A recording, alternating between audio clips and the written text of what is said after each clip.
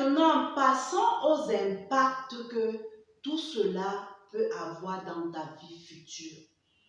Comme nous l'avons dit, les amitiés, les relations que tu as auprès de toi peuvent t'amener à poser des actes positifs ou des actes négatifs. Nous n'allons pas nous attarder sur les actes positifs parce que là c'est bien, tout va bien à ce niveau. Nous allons nous attarder sur l'impact dans ta vie future des mauvaises amitiés ou des mauvaises compagnies. Le premier impact que je vois, c'est vraiment que après tu sois rejeté dans des emplois ou un travail. La plupart des jeunes, à cause de l'effet de mode, se retrouvent en train de faire des tatouages ou des piercings. Il faut savoir que dans la plupart des concours ou dans la plupart des emplois, un tatouage mis à une mauvaise position est généralement même l'employeur te rejette. L'employeur ne veut pas en savoir plus sur toi parce que ça donne l'impression de quelqu'un qui est dangereux, qui est dangereux, vraiment. Et dans des emplois comme, prenons le cas des militaires, tu es tout simplement rejeté du concours dès qu'on voit un tatouage sur toi. La deuxième chose, c'est vraiment que cela peut avoir un impact sur le fait que les hommes ou les femmes que tu aimes et dont tu es amoureux ou amoureuse vraiment te rejettent. Pourquoi? Parce que lorsque tu es jeune et que tu as un ou deux enfants, par exemple, pour nous les femmes, il est très difficile pour une femme ou pour un homme de chercher à s'engager avec toi. Parce que tout simplement, tu reflètes l'image de quelqu'un d'une fille qui a été facile, qui a déjà roulé sa bosse et qui n'est pas assez stable sentimentalement. C'est vice-versa, les garçons qui font des enfants hors mariage. Généralement, quand la femme le sait très tôt, parfois, elle ne cherche pas à s'engager avec toi. Or, peut-être tu as changé. Peut-être tu n'es plus la même personne. Peut-être tu es devenue plus sérieuse ou plus sérieux et tu sais maintenant ce que tu veux. Mais cela a vraiment un impact sur comment les gens te regardent, sur comment les gens se comportent avec toi dans des relations. Et parfois cela amène des personnes que tu aimes à tout simplement se détourner de toi. La troisième chose, c'est le manque de compétences. Quand par exemple tu as été délinquant et que tu as arrivé à arrêter tes études, qu'est-ce qui arrive? À un certain moment, tu te calmes. Tu décides de changer cette vie-là. Tu décides de te détourner de cette vie. Mais parfois, tu as abandonné par exemple depuis la troisième. Quel est le diplôme que tu as? Quelles sont les compétences que tu as? À moins d'avoir une forte personnalité et de décider de te remettre en question et de changer la situation. C'est-à-dire, même si tu as 23 ans, te dis que je vais repartir sur les bancs ou je vais apprendre un métier. Généralement, la plupart du temps, les gens abandonnent parce que même les parents même n'ont plus confiance en toi. Donc c'est comme ça que plusieurs jeunes se retrouvent en train de faire des petits boulots alors que peut-être c'est une personne brillante, promue à un grand avenir. Mais à cause des mauvaises compagnies, cette personne s'est lancée dans la vie du show, dans la vie du fouca-fouca et s'est détournée de ses études. Parfois, il est trop tard pour revenir là-dessus. Donc, tu deviens condamné à faire des petits boulots. À part, comme je l'ai dit, si tu as le déclic et que tu décides de changer tout cela. L'autre chose également que l'on peut remarquer, c'est en fait, comment dire, le rejet par exemple dans nos belles familles. Si lui, ton gars, c'est beaucoup plus les femmes, hein, ton gars ou ton mari t'a accepté, il dit, ah, moi j'aime cette femme.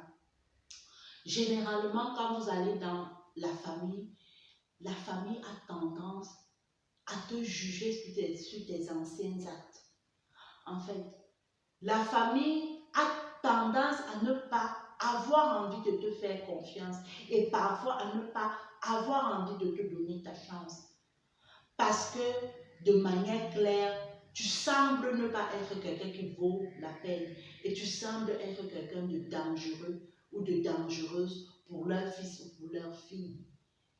Donc, parfois, cela même nous suit, bien que notre partenaire nous ait accepté. Peut-être qu'on peut avoir un bon boulot, mais cela déjà nous suit parfois même, euh, comme je l'ai dit, dans nos belles familles. L'autre conséquence que je vois, ou l'autre impact que je vois, est le fait que ta réputation soit ternie. Que ce soit au quartier, que ce soit partout, ta réputation est ternie. Mais là, bon, ça passe. La réputation est d'autant plus ternie dans la durée que lorsque tu as mis des photos, quand tu es jeune, on aime tous, comment dire, sur Facebook montrer que voilà, voilà.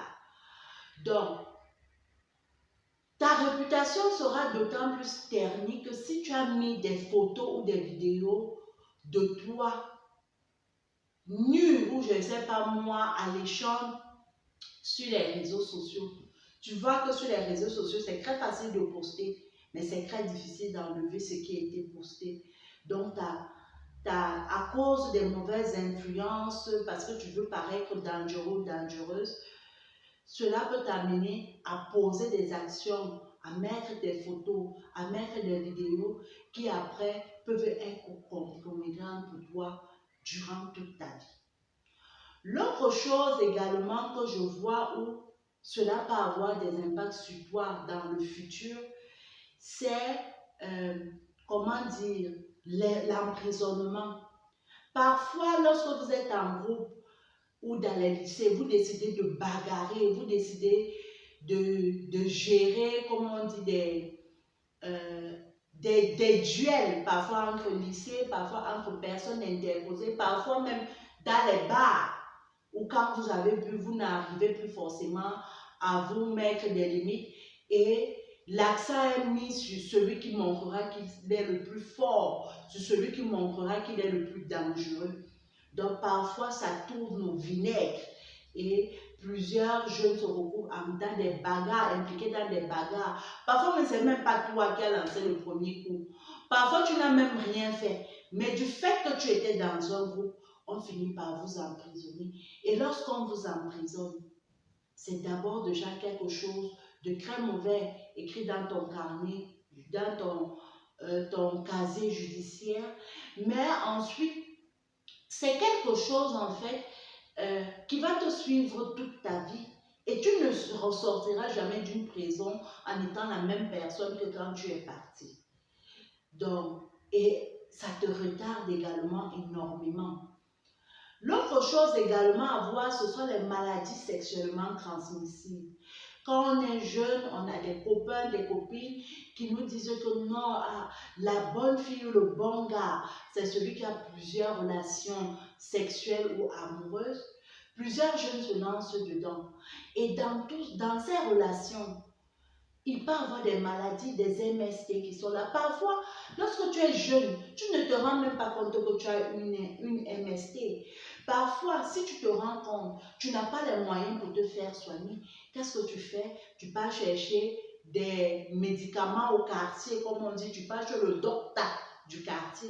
Je lui dis, docteur, vraiment, je ressens ceci, je ressens cela, donne-moi des médicaments. Le docteur va te donner des médicaments. Sauf que, comme on ne sait pas de quoi tu souffres exactement, ce médicament même là peut, comment dire ça, peut à coup sûr ne va pas permettre de soigner ton mal. Et comme tu n'as pas également suffisamment d'argent, tu ne pourras pas suivre le traitement dans la durée. C'est l'une des raisons pour lesquelles on va voir de plus en plus de nos jours que chez les jeunes filles ou chez les jeunes garçons, La plupart des jeunes sont infertiles maintenant. Tout simplement pourquoi? Parce que une MST mal soignée, même si tu vis, elle a un impact sur ta fertilité. Elle a un impact sur ta capacité de procréation. Et plus tard, quand par exemple, demain tu es en couple et que tu veux redémarrer ta vie, tu veux commencer une vie, il est déjà trop tard. Tu n'es plus à même de procréer, tu n'es plus à même d'être fertile. Et c'est comme ça que plusieurs personnes se retrouvent dans des couples sans enfants ou alors passent le temps à déprimer, mais le mal est déjà fait. On ne peut plus revenir là-dessus. Le dernier impact vraiment, c'est la mort.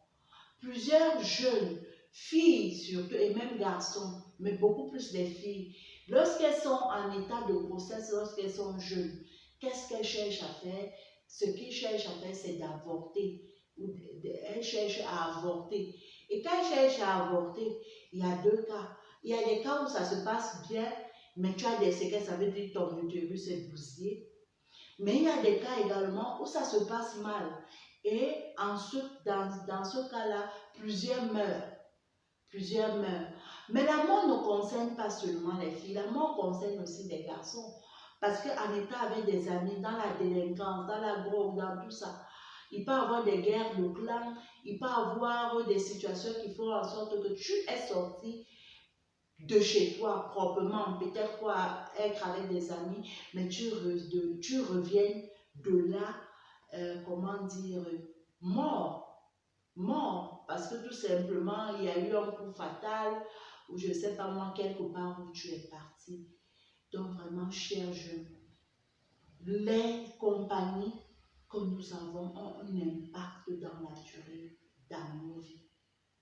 Il est très important de comprendre cela. J'aime souvent à le dire, mieux vaut être seul que d'être mal accompagné. Oui, cher jeune, c'est vrai qu'on cherche à être aimé, on cherche à être apprécié, mais les compagnies, comme on l'a dit, que l'on met autour de nous, ont une influence. Prenons le temps de bien choisir nos amis. Prenons le temps de savoir qui nous mettons auprès de nous. Parce que tout cela a une influence, comme je viens de te le montrer, sur ta vie actuelle, mais surtout sur ta vie future. Donc prenons le temps, chers jeunes, de faire attention à qui nous mettons dans nos vies. Il peut arriver que nous ayons une seconde chance dans la vie, mais parfois on n'a pas cette chance, on n'a pas cette seconde chance-là. Faisons donc attention. Et j'espère vraiment que cette vidéo va aider tous les jeunes à comprendre que ils n'ont pas forcément besoin des autres pour exister. Et mieux vaut s'entourer de bonnes personnes, des personnes positives, des personnes qui vont nous amener à être meilleurs, à être positifs, à avancer, à être une meilleure version de nous-mêmes. Que d'être avec des gens juste parce qu'on veut être populaire et sortir de nos valeurs, et sortir de nos principes, et sortir de qui nous voulons vraiment être. La popularité ne vaut pas ta vie. La popularité ne vaut pas ta vie. Il faut faire vraiment attention à tout cela. J'espère que tu as aimé notre discussion de cette journée. Si tu as aimé, n'hésite pas à la liker. Cela va permettre à d'autres jeunes comme toi de tomber sur la vidéo. N'hésite pas à la partager où tu sens le besoin. Et surtout, retrouve-moi très prochainement pour notre prochaine aventure. D'ici là, reste connecté et porte-toi bien. Que Dieu te bénisse. Ciao, ciao, ciao.